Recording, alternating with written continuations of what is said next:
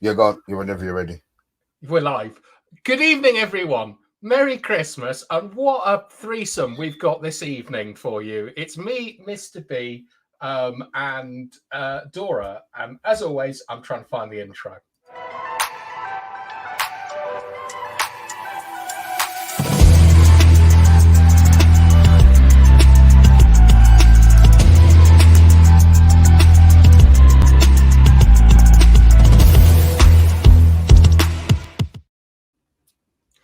Yes, good evening and welcome to the Manchester United on this dark and dreary December Friday.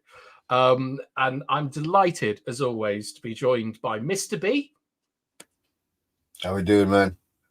And fan favourite, Dora, who's muted. Maybe that's why she's a fan favourite. Stop it, Bathime. Yes, thank you. Thank you for having me. It's always a pleasure.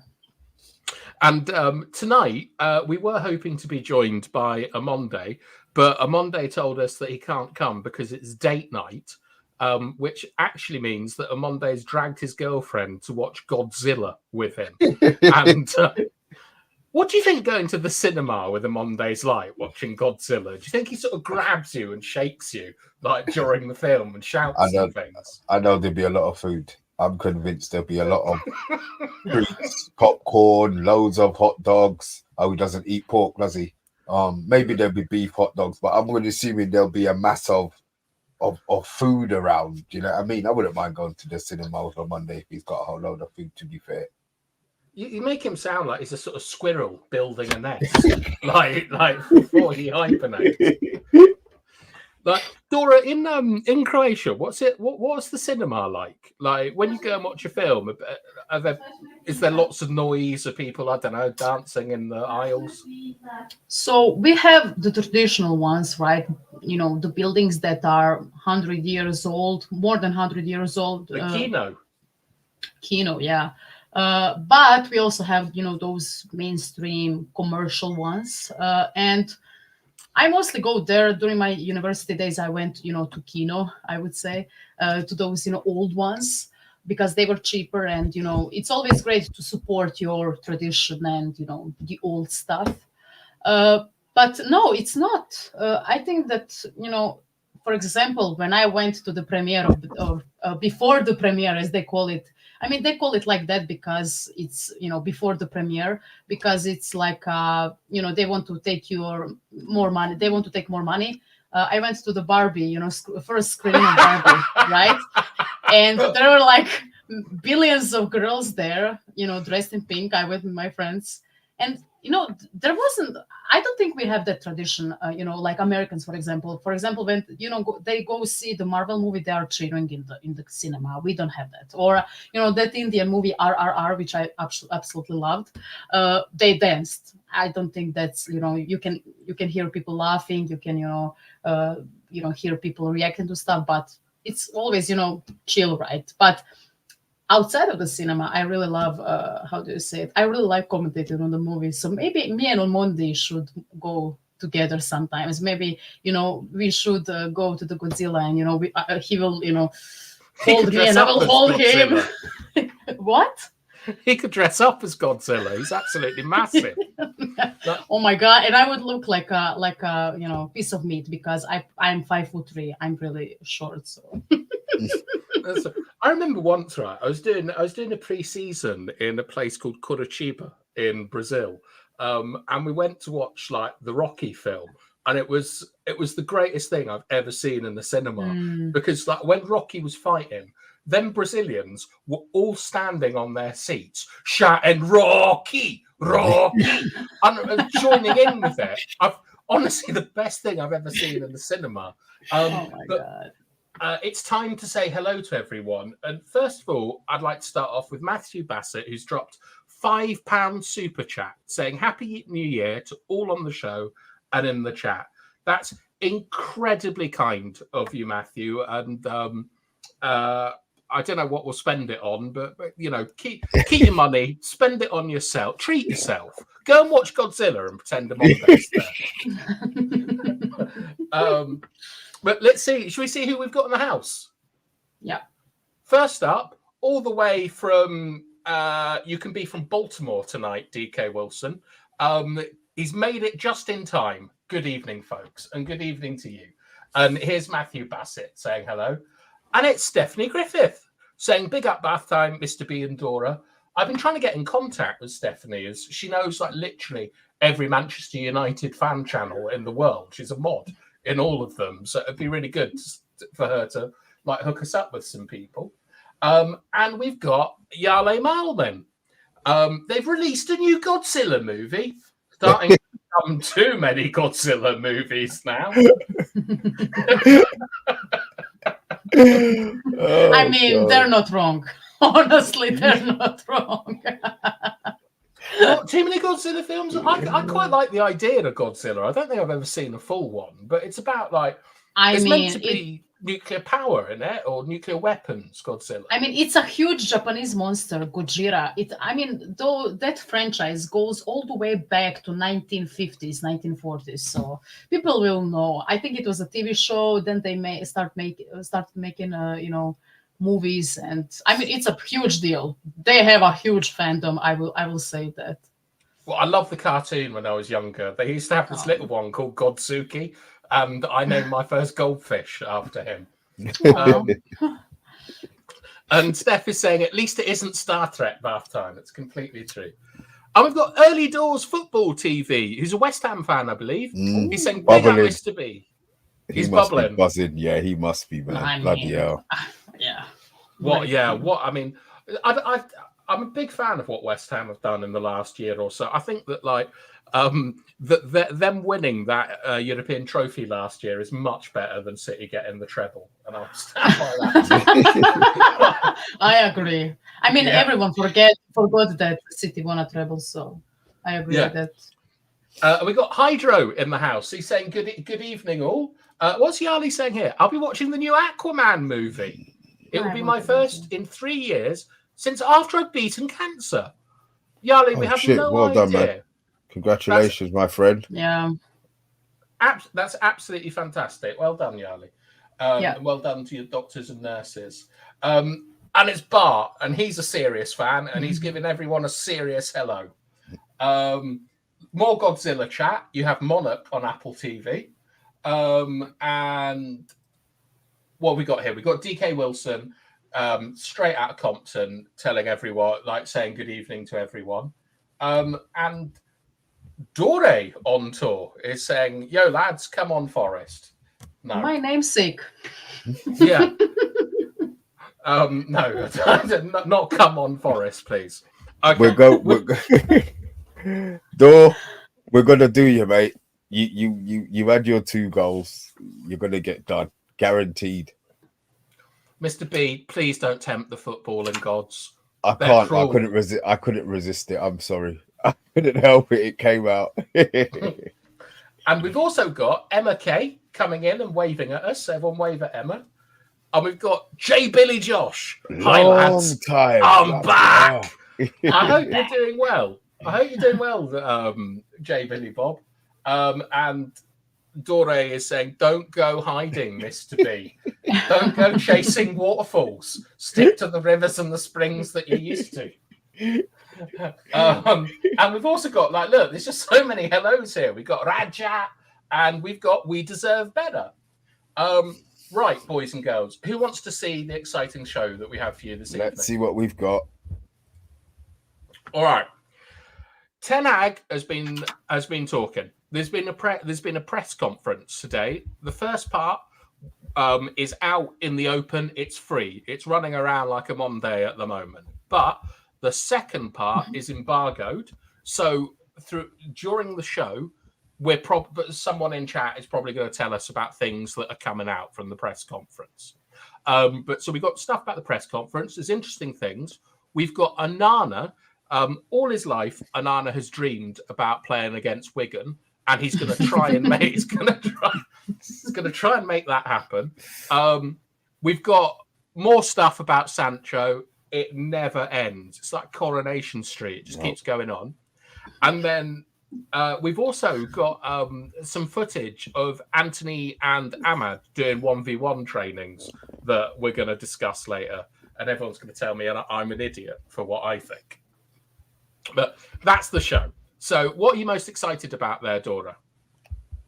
Anthony versus Ahmad. I want to see what people are thinking about it. What are you most excited about, Mr. B? I know I want in Wigan. Is that yeah? Is that what really makes you? He's an idiot. It's so obvious what he's doing. I just yeah. Look, we'll talk about it. We'll get to that because I might agree with you on that. But also, we've got someone here called Ed Barrett, who I haven't seen before. So hello, Ed. I hope you're all right. And I really like your profile picture of it just saying Ed, like it's Breaking Bad. Can someone who knows how check which had more clicks, City's treble or West Ham's trophy? West Ham's trophy. West Yeah. Ham's trophy. Yes. Easy. All right. So should we see what Ten Hag's been chatting about? Yes. All right. So he's been talking a lot about Ineos and the working relationship. Like Rebel is away at the moment, but when Rebel comes back next week, he's going to prepare the most. Like it's going to be like a Netflix documentary on the takeover. But Ten Hag's been speaking about takeover, and he said, "I didn't have the time to speak with them, but it will come, and I look forward to it. We are optimists. We've been kept informed during the whole process. They want to work with me. I want to work with them. We are really looking forward to working together. We will have the conversations, the meetings. Ineos want to work with me in this structure, and I want to work with them. It looks very positive." Now, what's your initial thought to this, Mr. B? Because you're making fun faces. Yeah, he seems to be implying that they want to work with him. They want to work with him. They're trying to ram it down people's throat. He could have said it once. We would have got the gist. He said it, 3 times in that little piece there. Is he worried? I hope not. I hope they've given him until they've told him that he's going to be there until at least the end of the season. I hope it doesn't become public if that's what they've told him anyway, because you know what players are like. Him saying he doesn't have time to talk, I get it. He doesn't have, but there must have been a phone call, at least one phone call. There's no way all of that's happening. And he hasn't had a chat with them. Maybe he hasn't had a detailed chat, but I would like to think something's been done because we're 2 days away from January and we need some players in. So I'd like to think that he might not have spoken to Ratcliffe directly, but he's spoken to quite a few of the people who will be moving things along and transfer wise. Yeah, and Dora, we know that from previous interviews that Eric Ten Hag has met Ratcliffe for about 20 seconds at Carrington. You know, like a how's your father and a handshake. What do you take from this? Like, I kind of agree with Mr. B. I think they know. I think that the board, we all know that Arnold and Morta will be gone, but I think that some of the players, I think the whole squad and Ten Hag and his coaches know that they are on limited time in terms of not on limited time, but they're on a trial.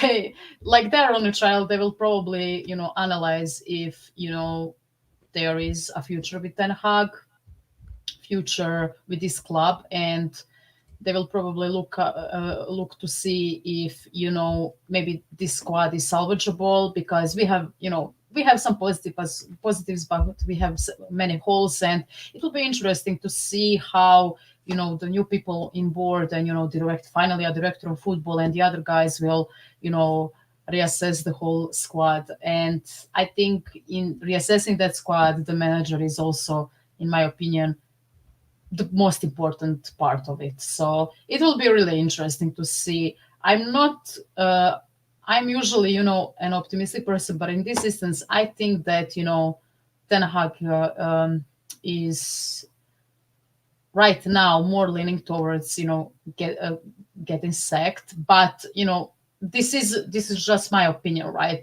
Would you sack him? I don't know. It depends, right? It depends because, people all wanted to sack him, 2 months ago because, we were poor, but I would give him a time until the summer. But it all depends on how we survive this season, because it's all about survival. We have so many injuries. I think a lot of things went against him, and last few weeks he kind of put me back on his side. Like, people are going to say, that United fans are flip flopping, but you also need to realize that people have a right to change their mind, or reassess everything and analyze everything, because you could finally see that this squad has finally progressed in some terms, with the way we play, with the way we set up. We're not naive to think that we are going to dominate games, because we cannot. We don't have half of the squad. So I honestly wouldn't. But to me, it's all about how we finish this season. It will be really interesting to see, because on the one hand we can get to the top 4, because everyone is throwing away points, especially during these periods, Christmas, first month, second month of the year. It's always difficult. Us last year, after we won a cup, we fell off. Is it because of the fatigue? Is it because of the football and everyone knowing our phone number, as you would say? It will be interesting to see. I wouldn't sack him, because we will. People are going to say, "Oh, we need another fresh start." I think it's dubious, and I think it's insane to see a club sacking their manager every season or every second season. Like, we are getting to the point, like we are Chelsea Football Club, and it's becoming like that. We kind of become like Chelsea in terms of that, because we sacked Ole, we sacked Ralph, we sacked Mourinho, we sacked Van Gaal. We changed 6-7 managers before Ten Hag, and that's just not feasible, in my opinion. So it will be interesting. Who knows what they are thinking? But in the realistic sense, I don't think I think Andrew said it. The comments seem to think that they know what is happening. Yeah, probably they have probably a short list or something of other. But one thing I'll say, we'll address the comments now and interact with you guys. But one thing that you've pointed out there, Dora, is something that I haven't considered, that I think is a very good point. Is last year we went off a cliff, and there were lots of reasons we went off a cliff, like World Cup, too many games, etc. Yeah. But to judge Ten Hag, to see if he can stop the players going off a cliff, I think that's very interesting. See if he can turn it around, because I think we got one Premier League game in January or something. Yeah, that's so weird. By the way, what am I going to do? We have one game.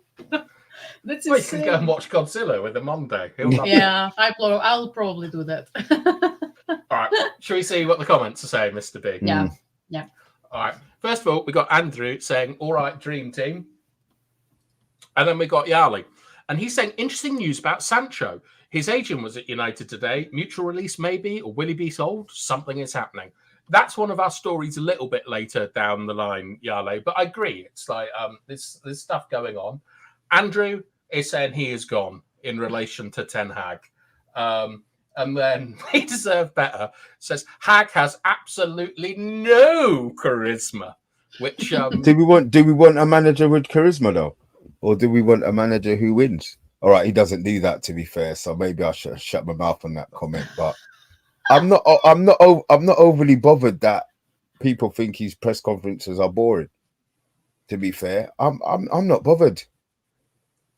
Yeah, I think the thing about him having no charisma, and this is something that was brought up because he interviewed for Tottenham a couple of years ago, and Levy said that like he's just very uninspiring as a person. Like, so having no charisma might affect the players a little bit, but to be honest, charisma's overrated in management positions, in my view. Like, what you really want is just someone who's consistent.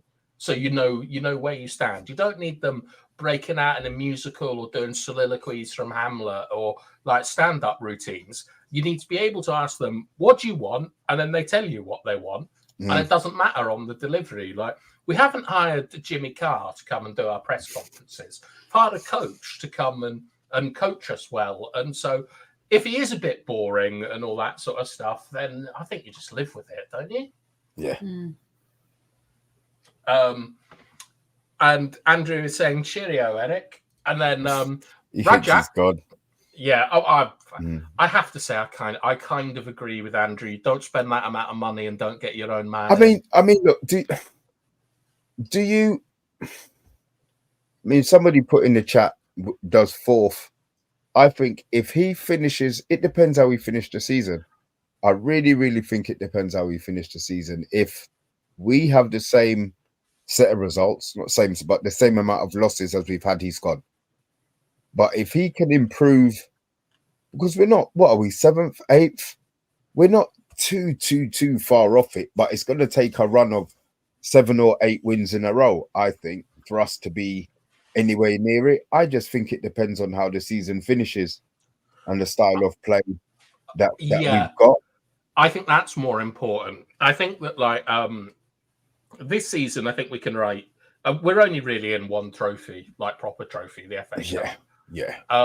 And for me, I've seen a lot of good stuff from the team in the last 4 or 5 weeks, but I still think it's too late. These things, this should have been happening this time last year. Like we can all forgive things like Kobe Mainu taking his foot off the ball, or Anana doing something stupid and it goes in at the start because people are learning new things. But it's a year and a half later, and the players still are not producing rotations and like getting on diagonals enough. So for me, I would really have to see everything click like in the next couple of months. It would have to go now. I don't even think it's months bath time. I think if it doesn't click after the Villa performance, and he can't get them, because if you think we're all excited about the next game, let's be honest. Well, I am, and I haven't been excited about the future up and coming game all season. So if we've got that and we didn't play the game, they were in the game. So I'm going to assume they've got that in them. If they can't push on now, I think they're done. I think he's done. As much as it hurts me to say, I want Ten Hag to stay. The fact that he started cleaning out the trash and all of those miserable sods, I'm over the moon. But maybe he's not flexible enough in certain. Give me what has to change for him to stay. Well, we have to. If we finish 4th, I think he stays. If we go on a run of games where we're creating chances and we're just not putting things away, and it's, you can see maybe, we need a player for this position or a player for that position, maybe then. I just think if it carries on the way that it's gone this season, he's got no chance. He's got no chance. There's a lot of things that have to pick up, and this is going to be down to the players.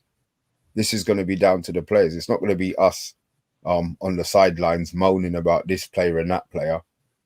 If he can't get the formation right, I still think he's getting there. But personnel wise, obviously we all have our opinions on who should be playing and who shouldn't be playing. At the end of the day, we don't pick the team. I just hope that with Mount coming back, with Casemiro nearly back, with Martinez, these players are on the grass. These players aren't too far away from starts. I'm hoping that this is when we start to pick up, because the worst thing is going to be is if Casemiro comes back, I think people have forgotten what he played like before he got injured. He was shocked. He was shocked. Yeah, I mean, the Mount situation, I just feel that the team didn't understand what Ten Hag was doing, so Mount was never going to understand. Now, I think the players are beginning to understand what Ten Hag wants. I think it's going to be easier for Mount to come into the team now. The Martinez one, I still think he was playing with a broken foot. I still think his foot was still broken. That's why he was so bad at the start of the season. So look, we'll see. But yeah, they weren't good. So we're hoping they're going to be playing. We're hoping they're coming back being the players that they were last season. In which case, then they definitely make a difference. But if they come back being, then you got to think about match fitness. There's you'll get that hype or that thingy for 2 games. And then the body starts realizing, Jesus, we're starting to play football. Is there then going to be a drop off again? Once these players start, they can't be getting subbed on 55 minutes, 60 minutes because they're playing shit. They have to be bang on it bath time. Yeah, especially with the Euros coming up as well. Players like Mason Mount will definitely be trying to get back into Do you the think? into Do you the think he has a Euros. chance of getting back into the Euros? To be honest, Yes. because you do. Yeah, he's a Southgate's a loyal manager, isn't it? Like he'd pick Harry Maguire, like regardless of whatever, because he's never let him down. He's performed well, and Mount has been part of those squads. And I think that like he would have had a conversation with Southgate about I'm going to United. I don't know what's going on. Like new position, new manager, not a club that's in a difficult moment. And Southgate will have told him, if you can do this or you can do that, then you'll be in my squad, or you'll get a start in a friendly or whatever, and you've got to take that chance. Fair enough. Well, anyway, let's do the comments. And Billy Josh is saying that says to me they're checking it out and will decide in May. Hydro is saying I think they should keep ETH and get rid of these players who don't play for the badge. Harley is talking about the Martinez interview. We spoke about this last night, Harley, but everyone agrees it was a wonderful interview and really inspiring. Emma Kay is saying you should always have an up-to-date list of possible managers. The current one could fall ill or even quit. I think that's very true. Always a downer, but it's solo, saying good evening, everyone. UK Strains is in the house saying Rome wasn't built in a day, and I'll finish it off for him, but it burned in a night. And my man, I love a good musical as well. Niall Kane's in the house. You can probably tell that whilst talking to Mr. V, I didn't highlight any of the comments. So I'm really sorry about that. But we'll go on to our next story, and I'll do a better job. So now he's talking about team selection. And here he said, I'm focused on the game so far against Nottingham Forest. So I said no to discussions with Ineos. In this moment, I don't want to have distractions. In the coming days, weeks, there will be time for us. Then I'll know more. But it will be a similar squad as we had against Aston Villa. Mid-January, we can expect many players back. Mount, Casemiro, Martinez, Malacia. And we expect Harry Maguire, of course. We expect many players to return in January. So, Dora, what are your initial thoughts to this, saying that with Ten Hag turning down his employers for a chat and saying that, probably the same team against Forest that we had out against Villa? I mean, he will have a whole, month of January to speak with them, so I can understand it. I think that's, we have what we played 2-3 days ago. We are playing tomorrow, so I think that's, I don't have a problem with that. When it comes to the team, well, I like the team that he put in, a few days ago. However, it will be interesting to see how he will set them up, what their strategy will, will be, emphasized. Because Villa were open at the back, and I think that our pacey players, they did a great job exploiting that.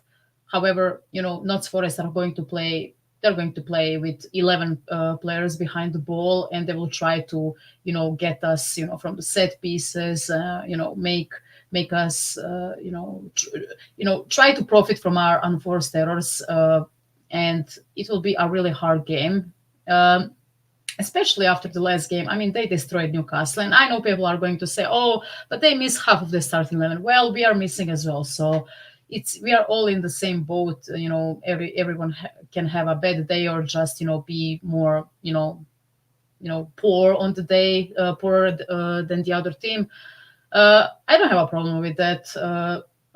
I'm just curious to see how the team will respond to the low block, which we will see against Nottingham Forest, who are still in a relegation zone, if I'm not mistaken. So, yeah. I mean, just before I ask you some stuff, Mr. B, I've heard low block and it's got my heckles up.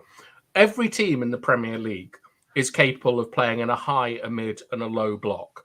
Like the teams that end up playing in a low block are teams that are more comfortable playing on transition and also aren't good enough at defending from the front.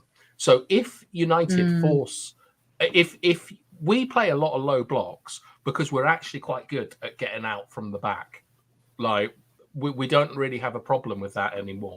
So if you see Forest playing in a low block, it's not necessarily just because that's how they play. It's how we're making them play. Like there's different phases of football, and every team wants to win the ball up the pitch as high as possible. But Mr. B, do you have? Does any of this excite you? Does it like arouse any passion within you from seeing this from our manager? Not really. It just means that we're not spending any money, bath time. It just means that we're not spending any money, bruv. Oh, these players are all coming back in January. That's great. We've got one game you said we've got in January, and then we've got one game a week. So when are all of these players who are going to get fit, going to have game time? You know, I'm glad. Don't get me wrong. I'm glad we're not in Europa, and I'm glad we're going to have one game a week unless we're in the FA Cup. But I mean, Mr. B, do you not think it's like the last 10 minutes of like a night out? Like you got 6 or 7 lads with you, and there's only a few girls available, so everyone's got to be on their A game in order to sort of get anywhere with that girl. And with the lack of games we have and the amount of quality players in the squad, that maybe everyone is going to be fighting hard to get their place and to keep their place with this competition. Well, let's hope so. Let's hope so. But we know what the players are like with competition. Bath time, they sulk. Yeah, you know what I mean. So unless there's a change of attitude from the players themselves, then no, it's probably going to be the same. I want to see them want to hold their places down. I want them to see when they're coming off the pitch, they're not showing disrespect to the manager, but you can tell that they're upset that they've been taken off. You know what I mean? I want bad decisions to cost them their places in the team. You know, if you're on the pitch and you get nutmegged, or you get, not so many nutmeg, but, you know, you make an error that costs a goal, don't play the next game because you've got somebody else who can take your place. That's what I want. I want them to play with fear from now till the end of the season. Well, I don't think playing with fear is good, but I think playing with accountability is probably what you mean. Like, if we have another hiding off a team, like I want those players not to be out on Old Trafford starting for a couple of weeks. But should we see what the comments are saying? Always the best part of the show. Solo, negative Solo. How you have changed. Mount is still terrible. Chelsea are in a worse position than us, and Chelsea didn't even want him. And look at this blast from the past. It's Diego Manchester United saying Jamaica in the house. Big up. I hope you're very well, my friend. We've missed you on the channel. And we've got a guy. I don't know if we've seen Banter FC before in the chat. Well, we've definitely seen it on the pitch. Ten Hag bag sack talks bull. God, that's a mouthful. I still don't understand what he meant though. Does he mean Ten Hag sack talk is bull? I think he means Ten Hag the bull bag talks bullshit. That's my interpretation. Okay. Maybe we know that, we'll find out. But yeah. Yeah. And Big T is saying, does anyone know why some parts of the press conference are not allowed to be shown until after 10:30 p.m? I meant to ask this. I'm sure I've asked this before, and every time I ask, I forget. So come on, bath time. It's because some parts of it are embargoed in case like it reveals information about players' injuries and things like that, and gives another manager a competitive advantage. Yeah, but don't ask those bloody questions then.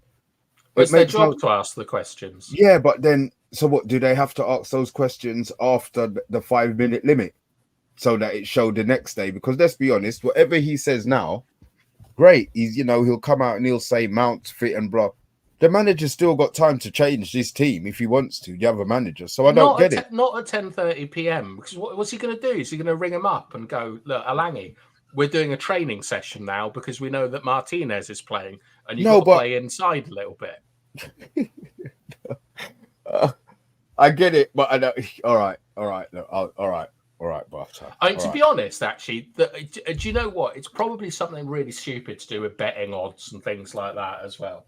But Emma Kay is saying it could be the same squad travelling. Doesn't mean it's the same 11 he puts out. Agreed, Emma. But I think he is going to put the same 11 out because I made the slides and I know what's coming next. And we got UK strains. United won't sack Heath. They've just bought him a new set of teeth. Good for them. And then Andrew is telling, stop talking about Mr. B getting aroused, Darius. It's not becoming. You're not my boss, Andrew. If I want to talk about Mr. B getting aroused, I will. And then UK Strain saying, I'm guessing the club was worried about his nasty-looking teeth and decided to get him a new set. What the hell is going on? Have they changed these teeth, really? I'm not sure, but I remember. Do you remember Klopp used to have a horrible set of gnashers? Yeah, like, then what's his name got his teeth done? Firmino. I think he went to the same guy Firmino did, didn't he? Yeah, they played like Fenerbahce away and sort of came back. Stayed over. Nice teeth and things. And God, you know, UK Strains is still going on about like teeth. But Big T is saying, I want us to play the rest of the season like Bielsa's Leeds. I absolutely do not want to see that. One of the worst managers ever, but very influential. But would you like to see the next slides, Dora? Yeah. It's the big one. It's Andre Onana is desperate to play against Wigan. It's been a dream of his since a little boy. He's big up the Latics. Ten Hag was asked if Andre Onana could be available for the Wigan FA Cup tie. We're talking. We have good relationships with all the federations. And Rob Dawson from ESPN is saying Andre Onana is in talks with the Cameroon FA in an attempt to delay his release for the Africa Cup of Nations. Onana is keen to make himself available for the third round tie against Wigan Athletic at the DW Stadium on January the 8th. Dora, talk to me. Give me a conspiracy theory about why Onana would want to play so badly against Wigan.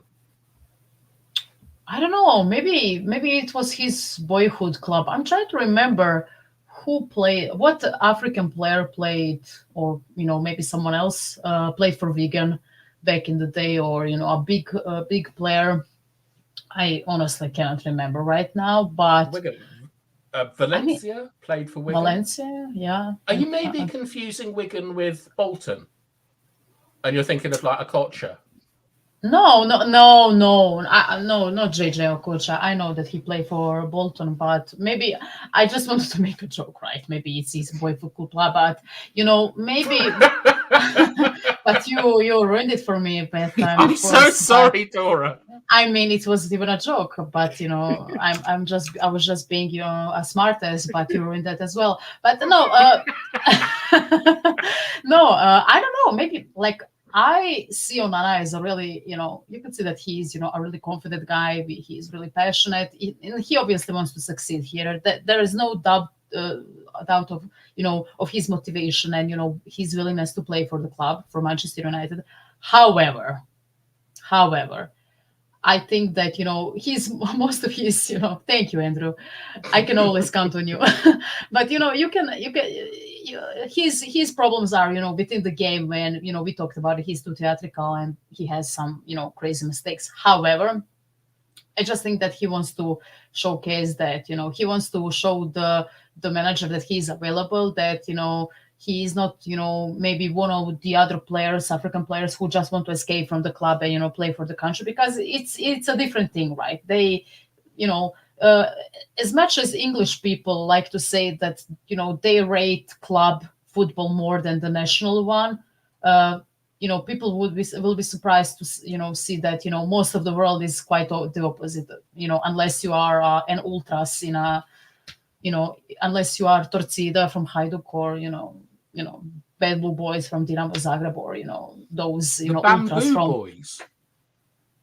Bad Blue Boys. The bad blue boys. Yes, Dynamo's ultras, but or ultra or people from Polish ultras or whatever. But I think that's. I mean, I read that it's kind of it's not surprising thing. I think that Onana always gave off that those vibes of he is motivated and he wants to succeed, and to be quite honest with you, I don't know what's your guys' opinion on that. I would rather have Onana on goal than the Turkish guy. It's not like I watch him play, but that's the issue, right? We don't know how he is. He was in Galatasaray.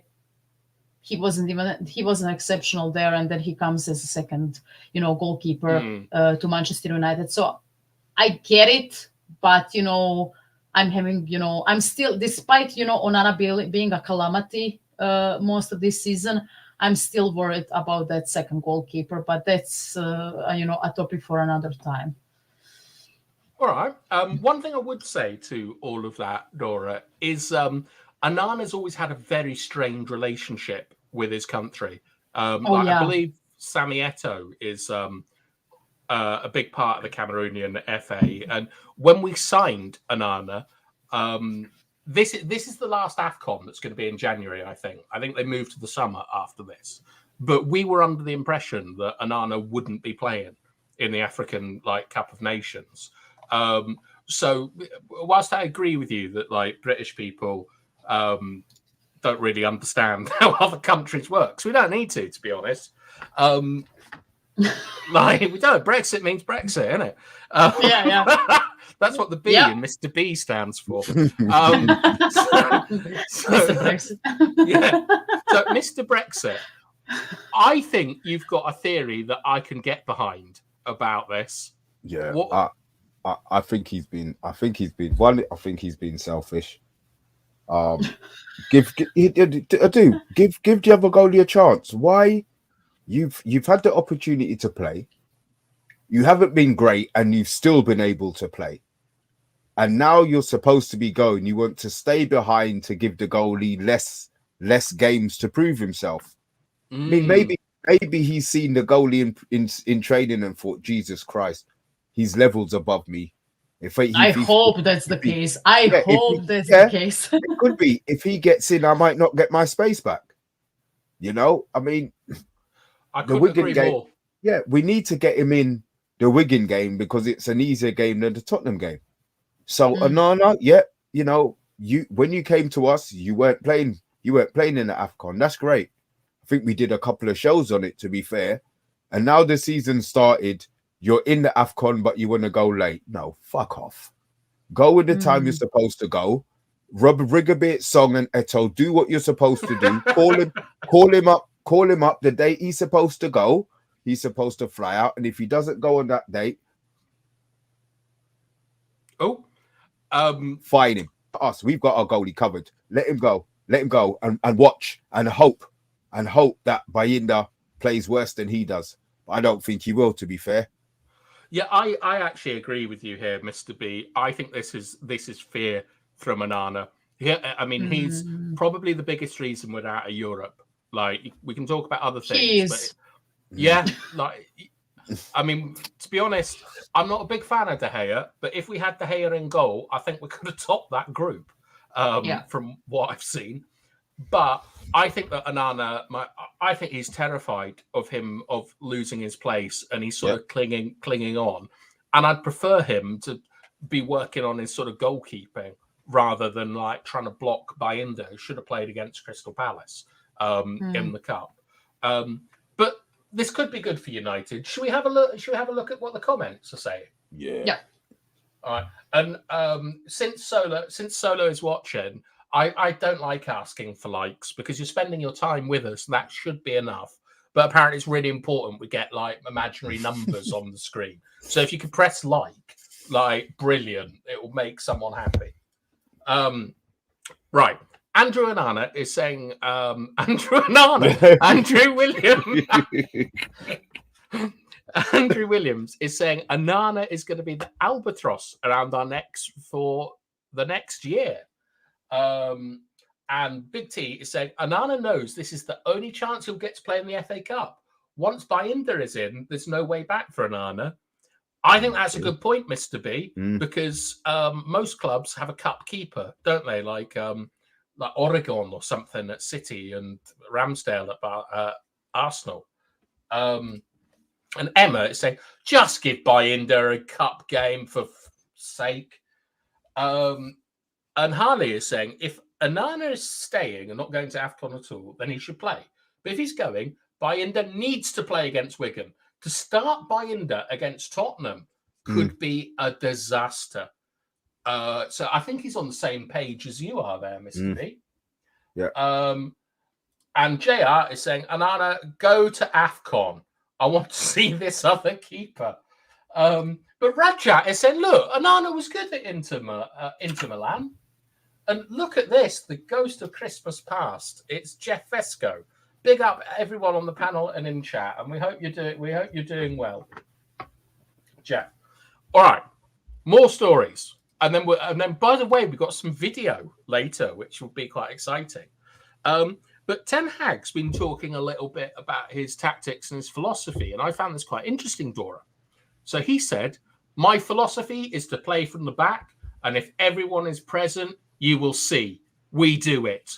When the team is ready, we will do it." You already see the direction in the last two games where we had better possession. With Alejandro Garnacho on the right, you have a right-hander, a different type of player who can go inside, but also outside. We want that dynamic with position changes, combinations, triangles, and from there, serve our attackers. I think he's talking too soon, bath time. Because you see what happens if you're talking too soon, because I asked Dora. Oh, did you? Oh, shit, sorry. Oh, sorry. Dora's our guest. Sorry.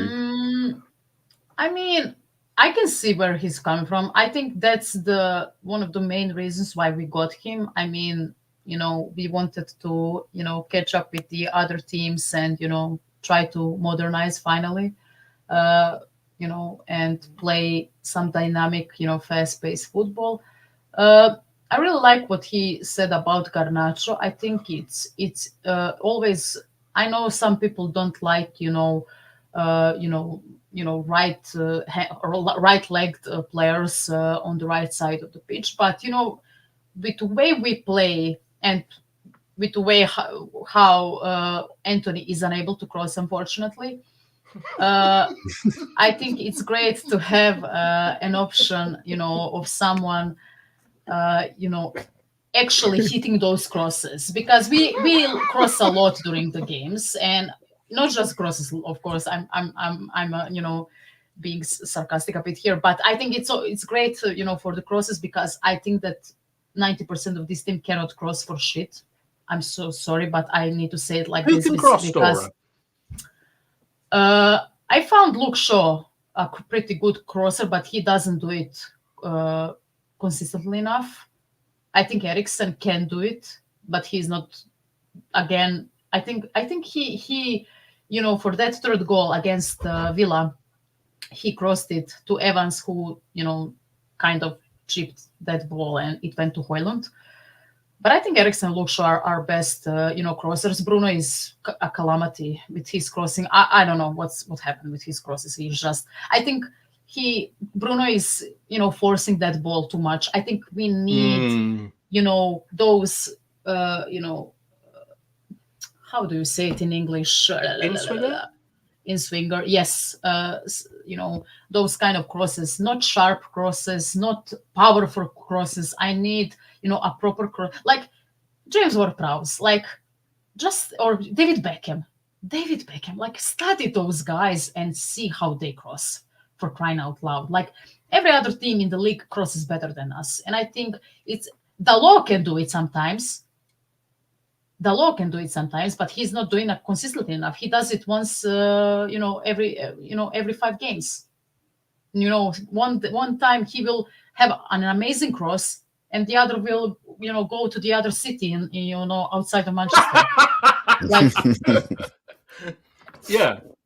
One time, I felt that ball, coming through my window. But all jokes aside, I think that when it comes to this topic and all that, I think it's good to see the manager, trying things out. He knows that Garnacho is dynamic. He helps his defenders, and he obviously has more trick in him, and maybe, how do you say it? He's a different type of player than Anthony. I think Anthony's too, he's too weak, in my opinion, with his duels. Garnacho can't kind of, went, behind the opposing defenders. So yeah, I agree. And I saw a lot, besides, Garnacho being on the right and Rashford on the left, I saw a lot of overlap, right, or interchanging the positions.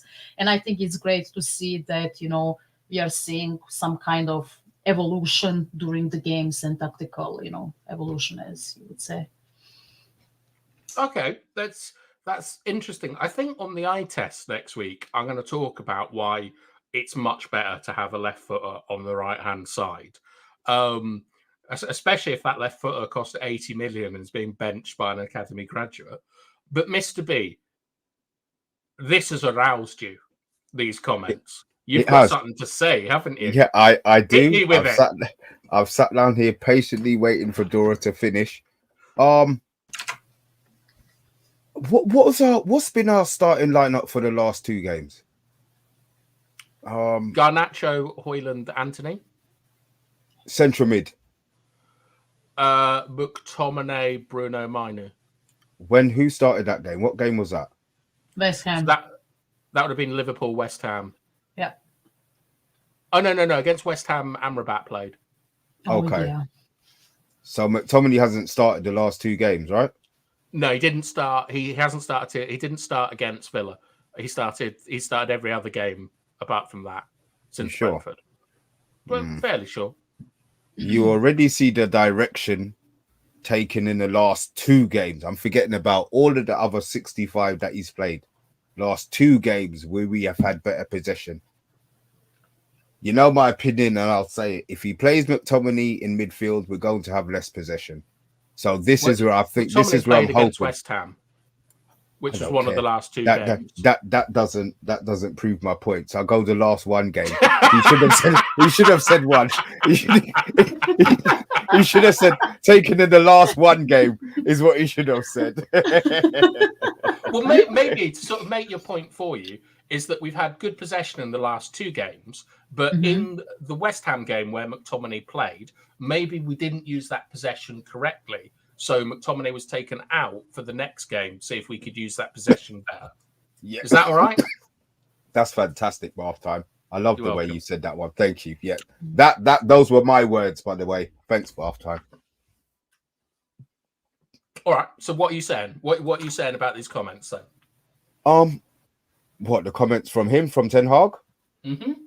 You know what? He's had a long time to get his philosophy right. I can't believe it's the last two games that it suddenly clicked. I just think he's talking publicly to get it out there, maybe, that he feels that he's found it finally. Coincidence that he had Brailsford sitting in the stand? I have no idea. I just feel that now he's trying to push, we've got it right. Everything's going to plan. You know, you don't even need to give me any money in January now because I've got my players coming back. So you can save your money till January, you know, and I'll do the job that you want me to do. Yeah, I'll do the job that you want me to do now. So yeah, I just think it's he's a company man. Yeah, I think he's gonna try and, you know, he wants to save them money. You know, don't spend no money. Save it all for me for January, or save it for the next manager if I flop. But I won't flop because I've got it right now after 75 games. I actually know what I'm doing finally. You know, I've worked out that I've got these two players playing. I just feel that, that is my, I don't want to dig him out because I like him, but I just feel that he's on a hype train at the moment. He's trying to get himself into their good books. I'll give you a conspiracy theory, Mr. B.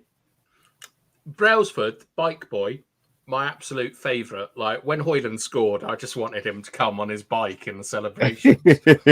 But if I was a conspiracy theorist, because I know Ten Hag will want a left footer on the right, but Garnacho comes in pretty much the day after the takeover is sort of done, as it were. Anthony dropped, Garnacho comes in. I think that there might have been discussions about Anthony and like how good and effective he is, and Ten Hag might have been encouraged to look at different options than Anthony. That's just a conspiracy theory, but the evidence is that Garnacho played, and it is reckless to play a right footer on the left in our system. But anyway, I mean, look, you say reckless bath time, but you see, the thing is that the angle that Anthony cuts in that wrong is wrong. Garnacho does it better on the right foot. He's more direct, even though he's right-footed. He's still more direct cutting infield than Anthony would be. Look, I'll go into this next week. But yeah, we will. Very, yeah. Like, I want OMONDI here to talk about how you head a football and like the space that you need and things like that. We'll go into that next week. But we need to go into the comments because these guys are just sitting here listening to us. And Andrew is saying Bruno can't shoot, pass, or cross. And look, double A. Look at this, Dora. I feel Dora would be a really good fullback or winger. Yeah. I've always thought you're more of a central player, Dora. Like, use that aggression. Yeah, so I can, break bones like Gennaro Gattuso. Exactly. That's a good shout as well. Yeah. Andrew Williams, but Bruno can create 30 chances our dyslexic legged forwards can miss. Big T is saying, when we have a striker who needs service, it will never be good to have a left footer on the right and a right footer on the left. You're wrong there, Big T. I'll explain why next week. But Jeff Fesco is saying, I'm all about having players like Greenwood who can play with left or right equally well and cross with both. I don't want him back, but I want players with those skills. And look, it's Brendan. Everyone say hello to Brendan. This is typically Dutch from the 90s. And DK Wilson is saying, Mr. B is being a serious pessimist today. He's more negative than me, so that's a surprise. No, you're positive, Dora. Come on. Is every stream going to be like a lecture going forward? Can we occasionally drop the presentation and have some old-fashioned chatting? We could actually do that right now. And look, I'm getting told off by Brendan as well, loving the microaggression. All right, I'll tell you what we'll do now to roll with it. Is that there was a video today of some training, and it is Anthony and Alanga.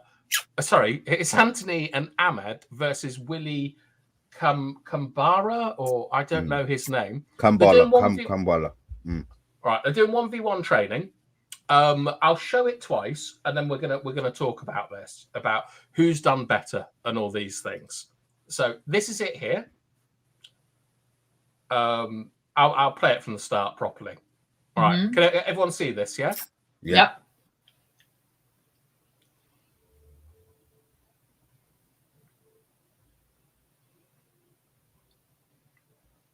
What? Golazzo. Yeah. Look, there's Donny. he's still alive. Right. Oh my God. Right, I'll keep playing it. But Dora, tell me what you see here. Like this is obviously Ahmed, who a lot of people see as maybe someone that we could consider playing as a right forward. What do you think of this? Well, that's a difficult angle, by the way. What to see or to do? To shoot from. To shoot from, yeah. I mean, this is more of a showmanship, but in the end, he kind of has an easier job to, shoot at the ball, at the goal. Sorry, Anthony won, right? Mm-hmm. I mean, I'm a simple girl, right? If I see a player, going across the opposing player with maybe 1-2 moves and just, goes past him or whatever, I would take it, before, the other player who is literally doing samba on the pitch. And I know it's, I love Brazilians. I love Brazil. I love their football. But, in club football and in an elite tier of football, most of the time, the opposing player is good enough to take that ball away. I like both. I mean, I said it to you. You sent. I said it before, right? I liked what Ahmad did here. However, when you look at it, more, you could see that he is shooting from the tighter angle. And I mean, kudos to him. He pinpointed that pass perfectly in that small goal. But I mean, it's not a clear chance. Anthony is dancing here, and in the end, he got the easy pass. But then again, you need to think about it that the opposing defender is going to strip him onto the ball in 5 seconds, right? Even less. And we saw that a lot this season. I mean, even against Villa, when he came in, he started, stepping over the ball, and, for 10 seconds, he's just standing there with step overs, and the opposing player just took the ball away from him. And, once again, he has another turnover, as Americans say, basketball, and, we lost another possession. So, it's a stylistic thing. I just want players to actually beat their defender consistently and create chances for other people. So Okay, just before we get to Mr. B, I'll just have a look at some of the comments, and let us know if you like this kind of thing. Like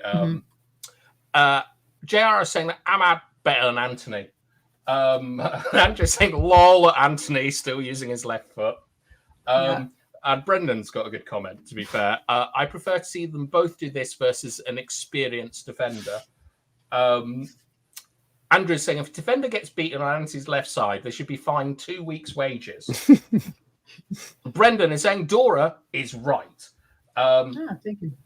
That BS from Anthony is embarrassing. Surprised he didn't try a spin as well.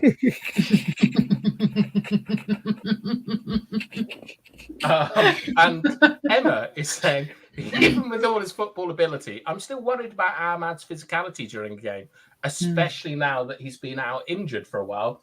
And as always, Stephanie Griffith is just giving us an update on the likes. That is such a beautiful pose that I've paused it in. Mr. B, you're a winger.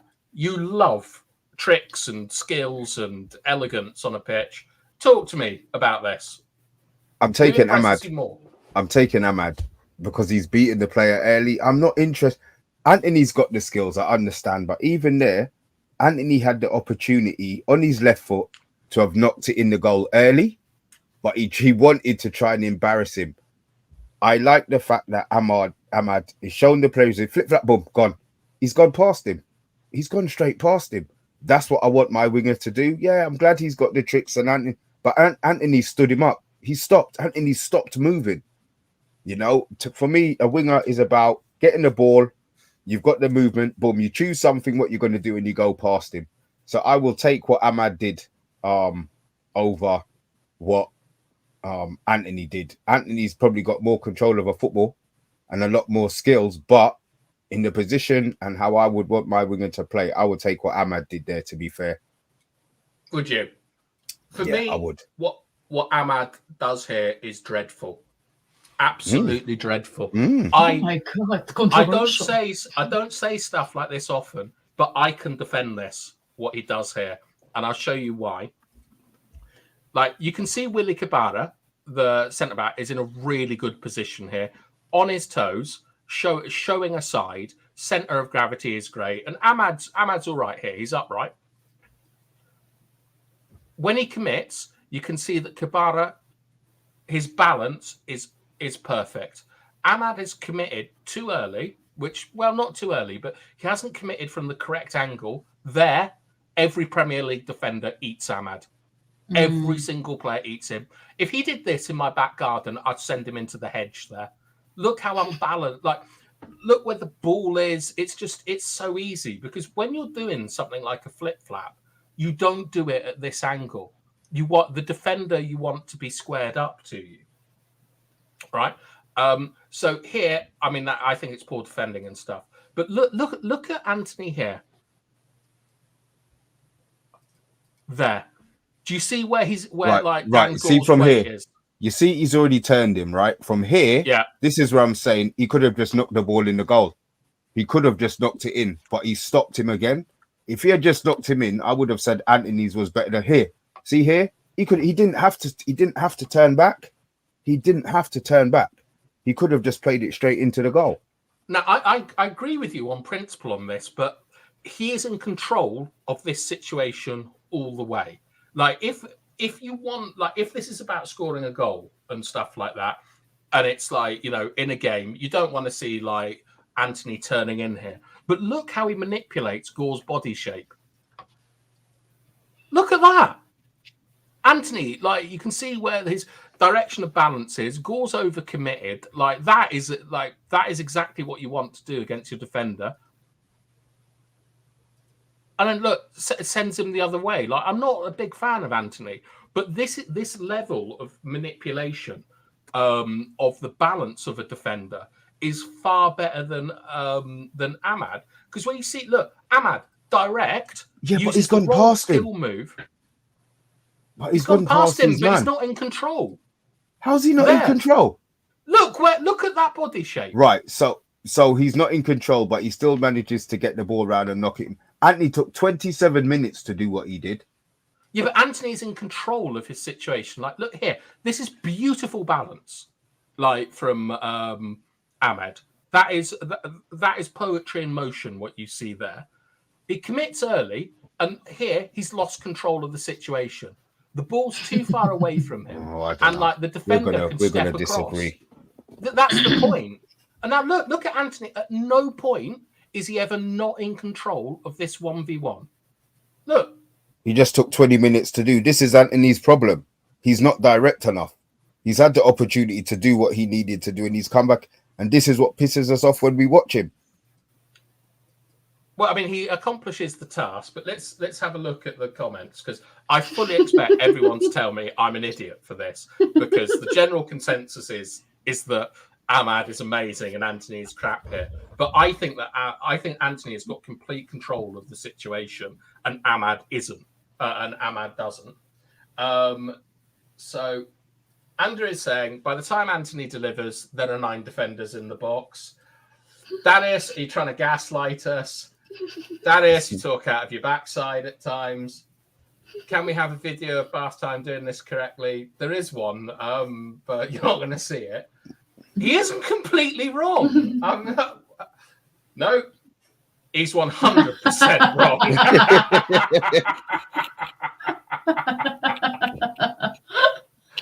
I'm not having Bath Time on wingers. And then Tualamba Fiddy rolling the ball. Anthony is tap dancing. Bath Time isn't wrong here. I probably am. Wingers need to act early. You are an idiot for this, Bath Time. Bath Time in a 1v1, the goal is get past the player, not score a 10 on Strictly Come Dancing. Nice. It would be easier if it wasn't 2 players who's got a game and a half on their CV combined. That is true. It's poor. It's poor defending. But yeah, I just thought that this was an interesting clip, because that's not good attacking play. And for me, this is good attacking play. Honestly, Donny does the best here. He just goes past, he shoots it immediately, and it's a goal. So well, look, I'm taking Donny. You've seen Donny.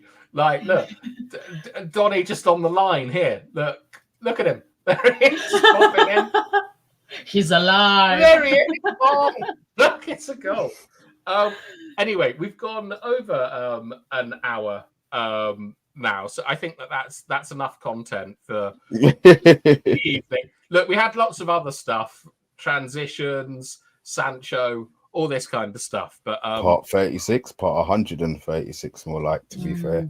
I know. But if you like this kind of stuff where everyone calls me an idiot, we can do it much more often. Yeah, I like that. Yeah, it's just part of my daily life. Like, look at this, you're an idiot for this bath time. He normally calls me Darius, but he needed everyone to know that it was me.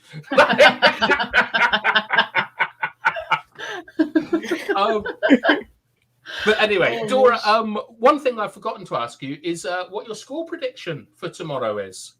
Oh, dear God. So we are playing Notts Forest, right? They are on a high from the last game's win against Newcastle. You know, Chris Wood scored a hat-trick. They're flying. I think United will win in the end. I think we will win 2-0. Yes, Dora. That's what I like to hear. So, Yeah. unless either of you have got something that you want to say. Oh, hang on. Just before we go, JR's become a YouTube member. Thank you, JR. Thank you, JR. Thank you. Does that? I think the only benefit we have for a YouTube member is you get to go and talk with Mr. B on Friday You can night. come on. Listen, no camera. It makes no difference to me, mate.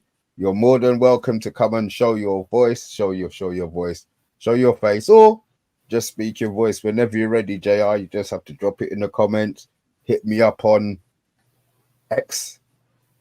I don't want to say that. See, it sounds a lot. Hit me up on old Twitter. Innit? Yeah, hit me up on old Twitter, mate. Don't have to hit me up on no sex. It's all right. Don't worry about that. But yeah. What are we doing? Bath time tomorrow. Yeah. We're not even gonna. I know I've got football tomorrow, so I'm not even gonna see our game. Are we doing a reaction? Yeah, tomorrow. We can do a reaction after the game. So 5:30, about 7:30. We can do a reaction. Like, Dora, are you out like pre-premieres tomorrow? I'll try to come. Don't worry. Yeah, we'll try and do a reaction tomorrow. But we had a guest on last night called Stefan, who does watchalongs. So the United Philosophy. So maybe go and check him out if you want a watchalong. As we're trying to get more channels involved with us this year with people that we like, and we like Stefan. I like that one. Yeah, there's a lot of them that we don't like. Yeah. Yes. Hello to those people watching. Fucking wankers. All right, we're not monetized. Mr. B, outrageous. Outrageous. We went 110, sorry. I can't believe this. Thank you so much for watching. We always love your comments and things, and all we really ask is for you to be nice to each other. You can call me an idiot as much as you want, because you won't be alone in that. But I'd like to thank Dora so much for coming on and raising the standard. And I'd like to tell Mr. B off for lowering the standard. Disgraceful, absolute pagan.